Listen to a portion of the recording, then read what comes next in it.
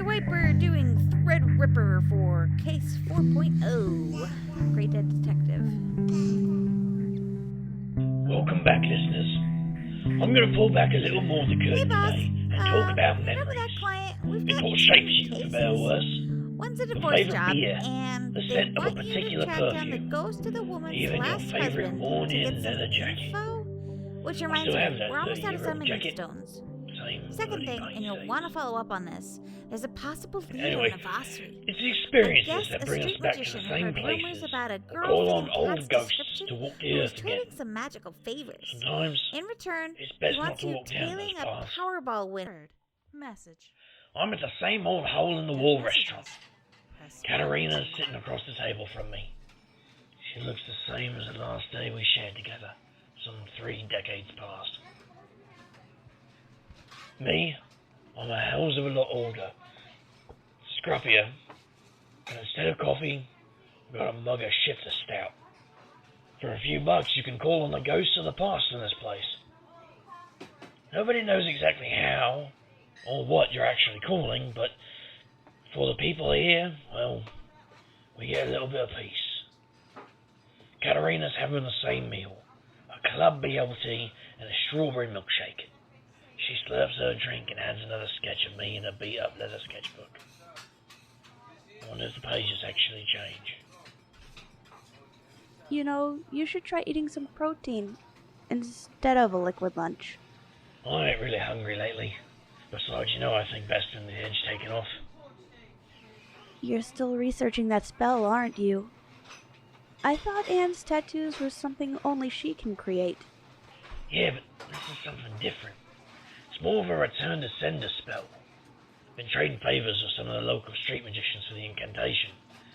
I'm not sure it'll work, but there's something. I like your new friends, Finn. Threadripper and Anne, they sound like good people.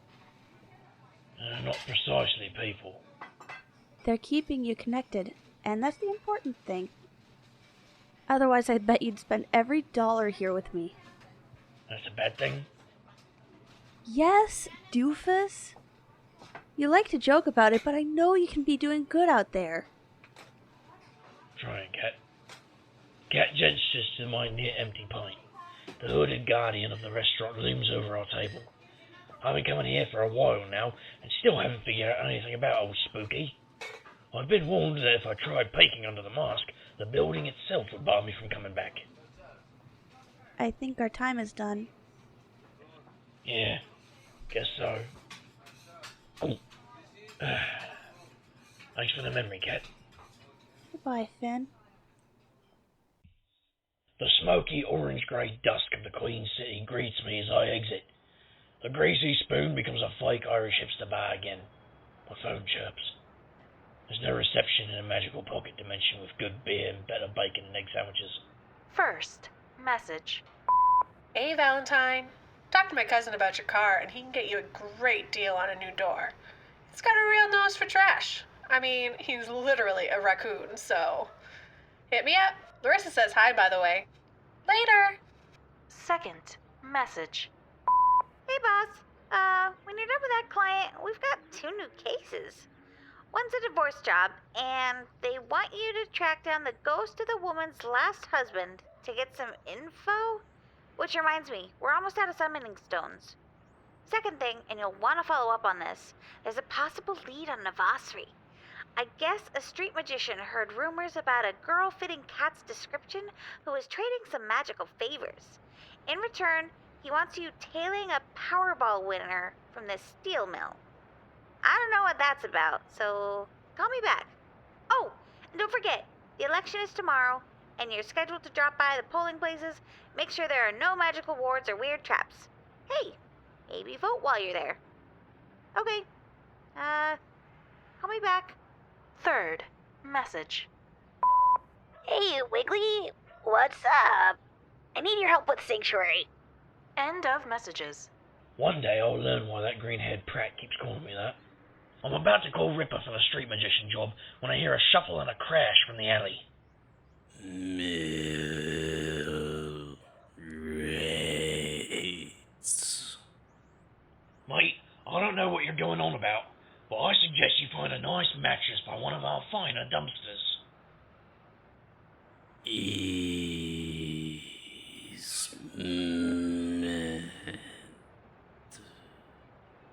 I nearly gag on the stench of rot as my fellow lush stumbles closer. There, wearing, is hanging loosely in tatters around their frame. They glare at me through yellowed eyes and snarl through jagged, broken teeth.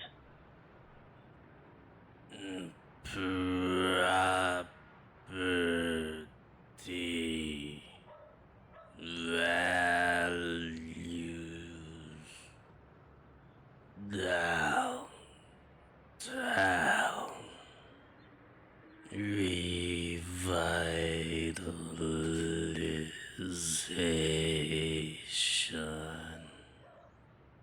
I unzip the sleeve of my duster to expose my red lady tattoo and strike the Zippo against the ink and call the fire to me.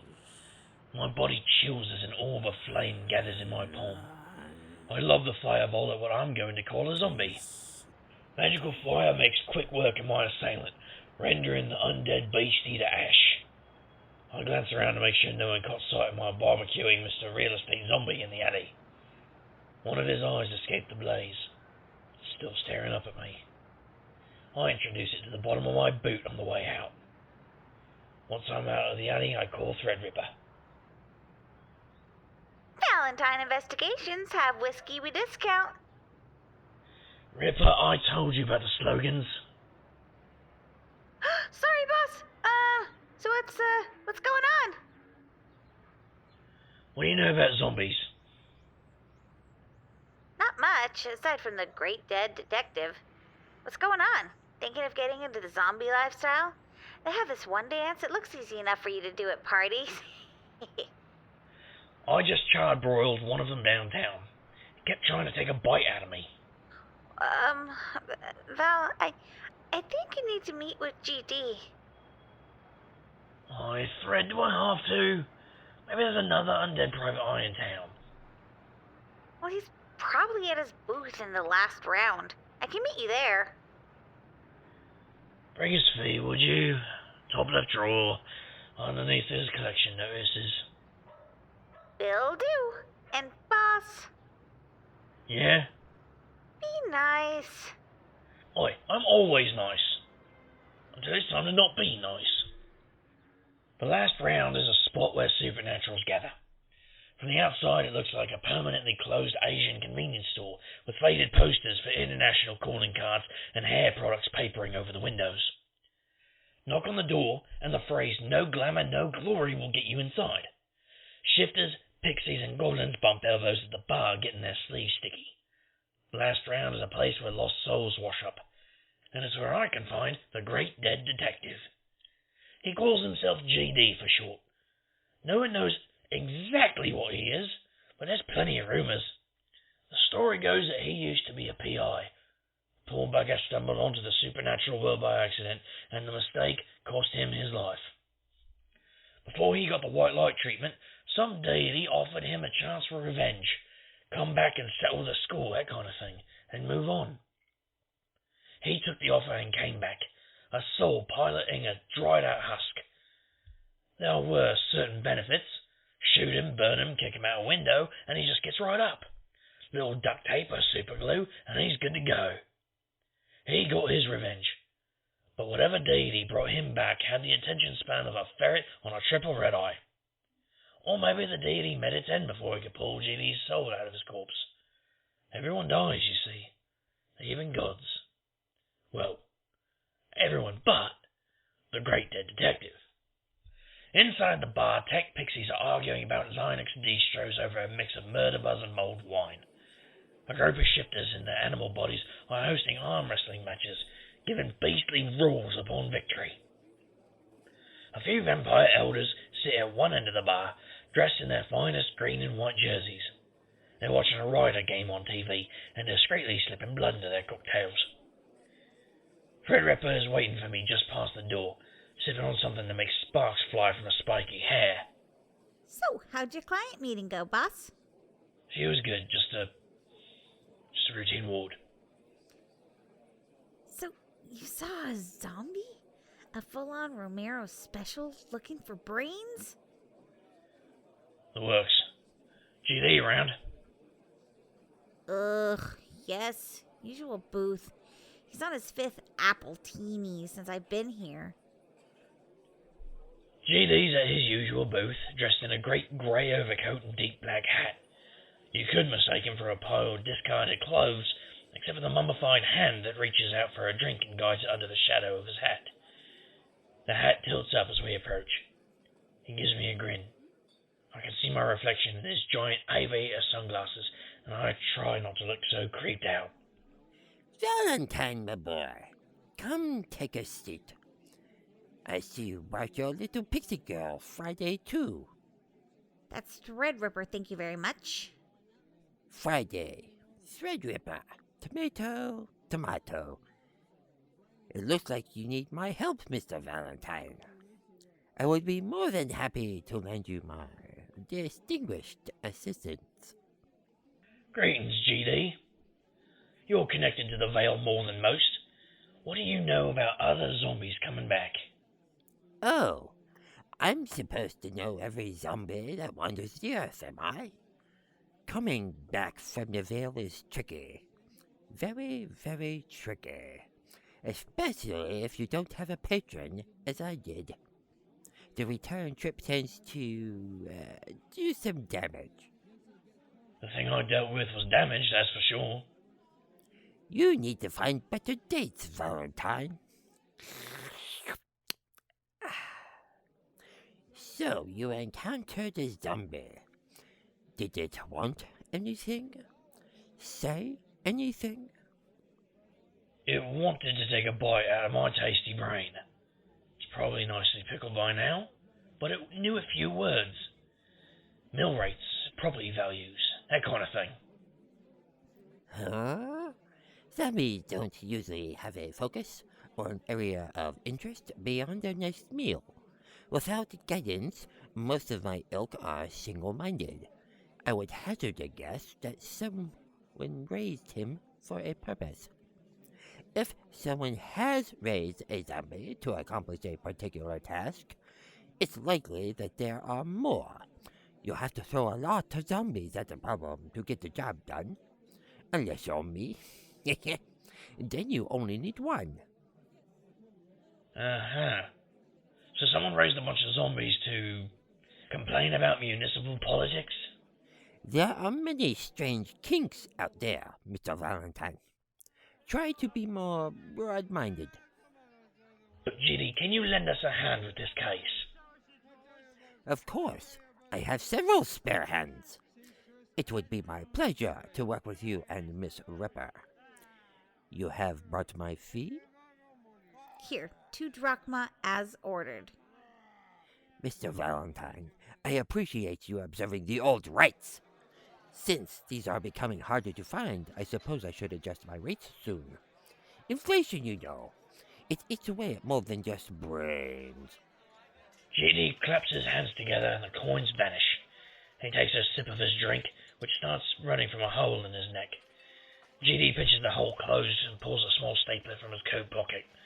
Fred and I look away. Another day, another... Hold to patch. Metal detectors love me. Hey, if I ever turn up truly dead and you can't find the body, try using a metal detector. And now, the case is afoot. Boss, can I head back to the office now? I have to, not be here. No worries. I need you to get word to Flack and Zero Day. Let them know it's coming if we can't figure it out. We're going to need some artillery if I can't put them down. Got it, boss. The Queen City Cemetery is ominous during the day. At an hour to midnight, it's downright creepy. I don't even need to call on my true sight to know that the fence and gate are warded to the nth degree. GD takes a heavy iron key out from his pocket to unlock the gate. It swings open with a bone-scraping creak. GD stares at the gate curiously. Funny, some of the wards are cleared. Well, that's funny to you. Perhaps even alarming. We should find Crowbrain. Follow me. Why doesn't it surprise me you know someone named Crowbrain? The cemetery has its own atmosphere. The air is damp, cold, and miserable. My breath is suddenly visible in the chill. Gravestones line up in fairly straight rows. Some are just worn tablets in the ground, while others are finely carved statues of crosses or angels. Gleaming white stone for those that can afford it. Marble grave for those of less means. I never understood having such monuments of opulence after death. I wonder if anyone will visit me. Will they even have a body to bury? I suppose not if a horde of ravenous zombies gets its way. Crowbrain should be around here. Listen for the sound of an old horror movie. Ah, that would be Crowbrain, in that direction. I swear, for a head he's very agile. I follow GD further into the cemetery.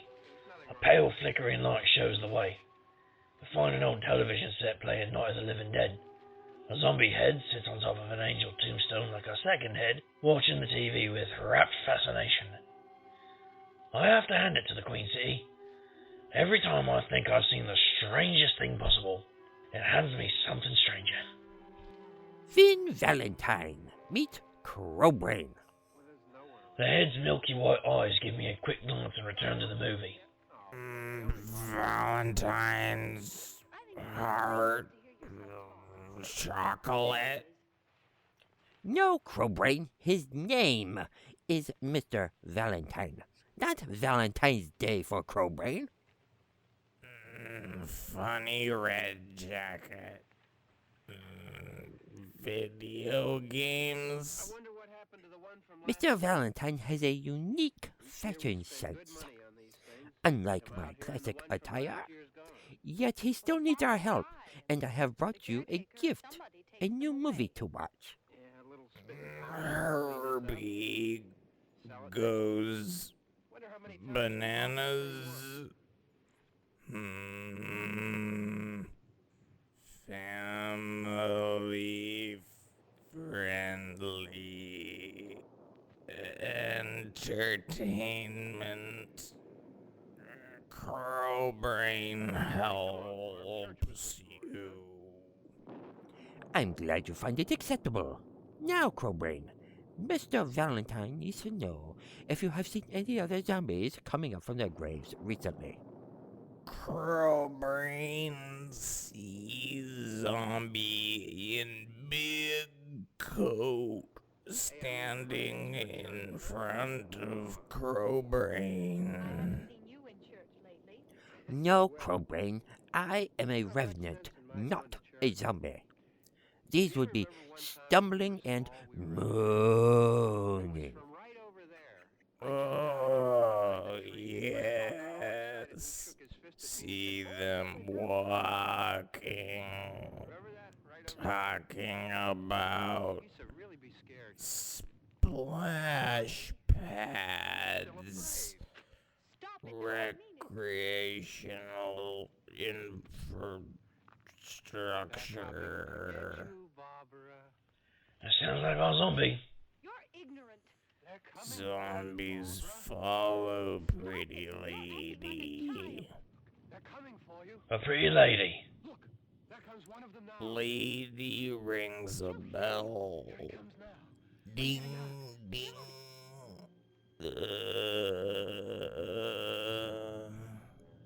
Think you'll figure it out.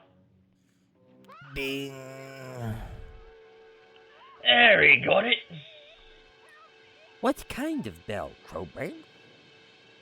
Calling bell. Collect call.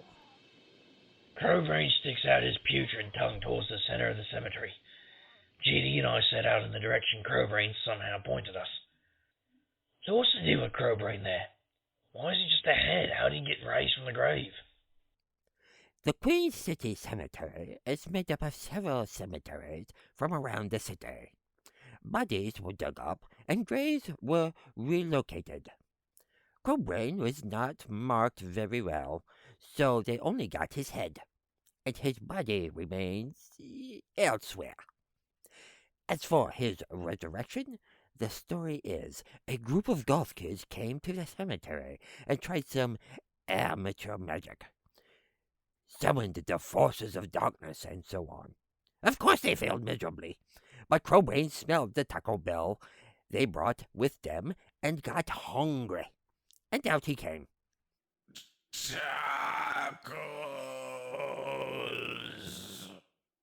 I drop off a few Crunch Supremes and the occasional movie. He's happy. Mexican fast food is his summoning bell. Hold up, is that a bell?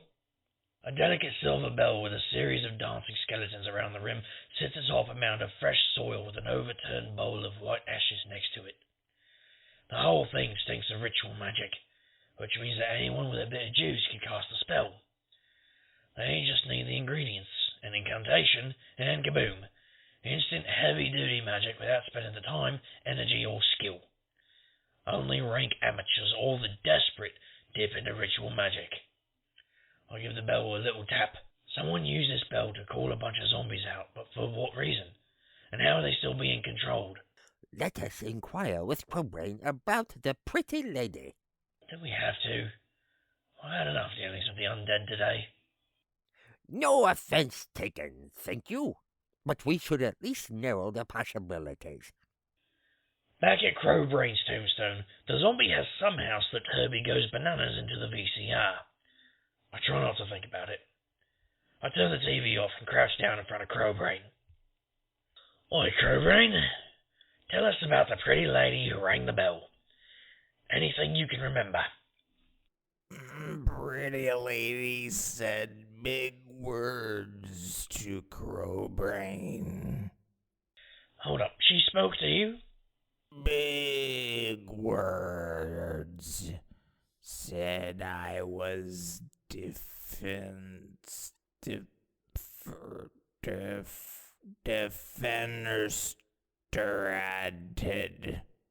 Decapitated? Yes, decapitated. Why is that important? Pretty green lady said heads can't vote. She wanted voters. Wait, she was green?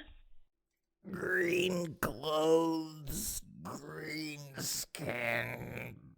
Pretty said heads can't vote. Ah. Oh, hells. A green woman who wants to commit electoral fraud? Yep, that sounds like Madeline, Queen of the City Hall Goblins. She's raised a zombie army to get out the vote and make sure her puppet stays in power. But the one I encountered was just wandering around looking for a snack. The question is, what direction did she point them in? Polling stations, but they're scattered around the city. Oh, I've got my work cut out for me.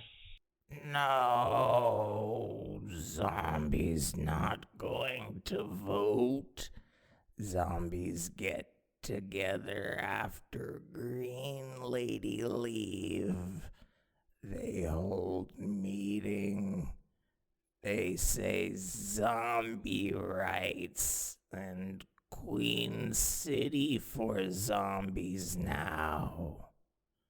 If I had to guess, I'd say they're headed for City Hall. Time to rally my troops. Valentine Investigations, no case too small, no fee too large. Ripper, we've got this figured out, I think. Madeline raised some zombies with ritual magic, and we think they might be at City Hall. Okay, me and Zero will start working on a spell to shut it down. Perfect. Head to the shop and grab a black duffel bag. Call it my insurance policy if you two can't get the shovelers packing. Meet us there. Aye, aye, boss. GD, any issues helping your kind take a dirt nap? I'm doing them a service. Let us be off.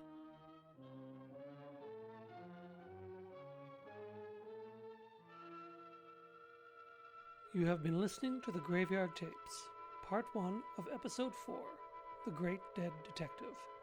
Written by Dustin Gray and Aidan Morgan. Edited by James Nichols. Audio by Miguel Diaz III and Aidan Morgan.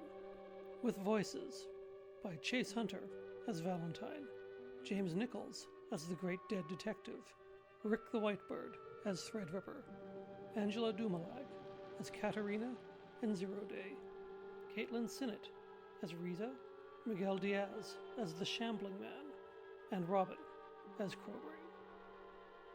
Oh, yes. Okay, I got it. Just once more. Oh.